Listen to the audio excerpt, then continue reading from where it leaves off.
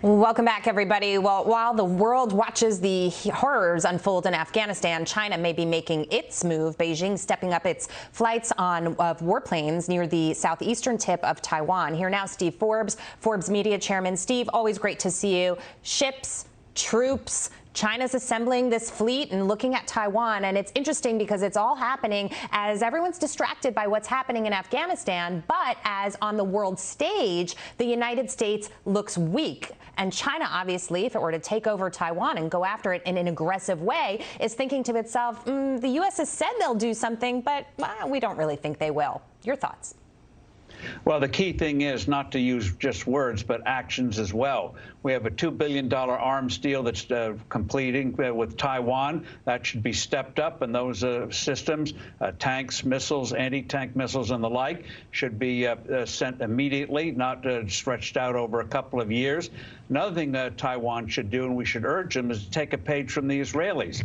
That is, develop, as the Israelis are doing, suicide drones, you might say, well-armed automated vessels that don't depend on manpower but can really bollocks up a Chinese amphibious assault, unmanned coastal defense systems and the like. Use high tech, use artificial intelligence. Taiwan clearly has the technological capability to do that.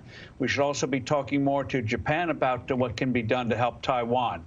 People tend to think Taiwan would be a pushover for the big buildup of China. That's not necessarily the case. And by using advanced technology, such as the Israelis are developing, and we're developing too, Taiwan can prevent a formidable defense shield. So China would think twice about trying to do a military assault. In the meantime, they're going to try to put political pressure and say, make a deal with us because you can't count on the United States. But Taiwan is counting on itself, and we should help them do that in a very credible way with these new weapon systems. Wow. Well, I wish you were advising the president, because that's a clear plan there. I'm not really sure there's anybody competent enough to reiterate that to his ears, Steve. But it's not just geopolitical. Part of it is, right? But part of it is about business, too, and the importance of Taiwan as you talk about the technology and the business that comes out of there.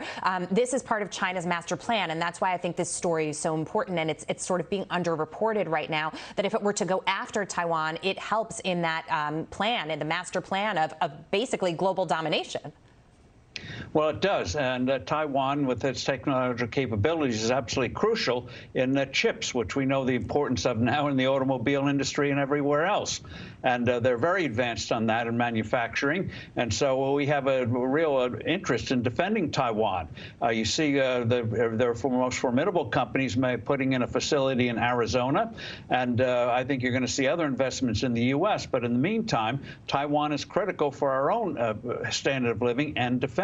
Yeah. So again, it's not words, Jackie. We have to show by deeds that Taiwan is defensible. Okay. Well, that's really interesting because, you know, somebody that we both know who did show by action was President Trump. And I'm looking at everything unfolding here in the Middle East right now and in Asia as well. And I'm saying to myself, you know, the Taliban, China, Iran, Russia, these countries would not be acting out in this way, and the Taliban's not a country, but, you know, this group wouldn't be acting out in this way if President Trump were still in office. They see an administration that to them is essentially a doormat.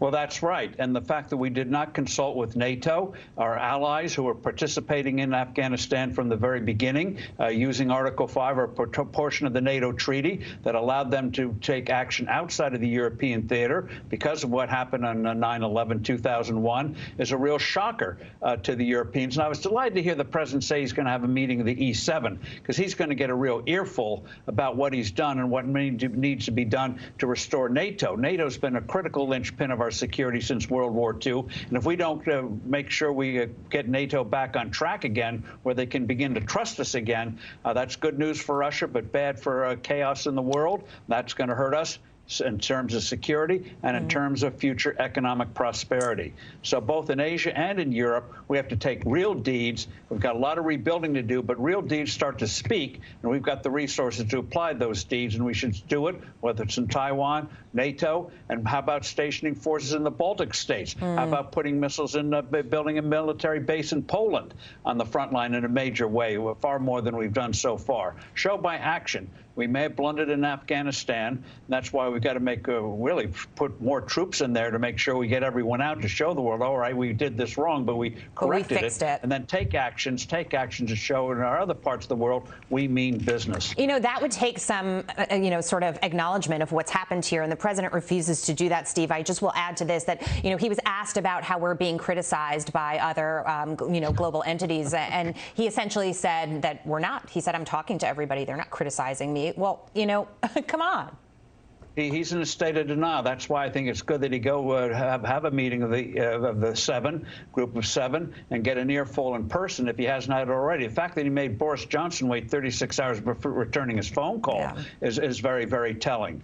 And so he's got a lot of learning to do. And if it's clear that he's not learning, well, that's going to be another crisis. Hopefully he can do it. And John Kennedy, by the way, as you know, back in 1961, made a huge blunder with the Bay of Pigs in Cuba, which ultimately led to the Cuban Missile Crisis. But he learned. He acknowledges his mistakes, and he learned. This man, unfortunately, made an even bigger mistake, but shows no signs yet of learning the implications, not only for Afghanistan, but for our global security. Steve Forbes, thank you so much. Good to see you tonight. Have a great weekend. Thank you. You too. Okay.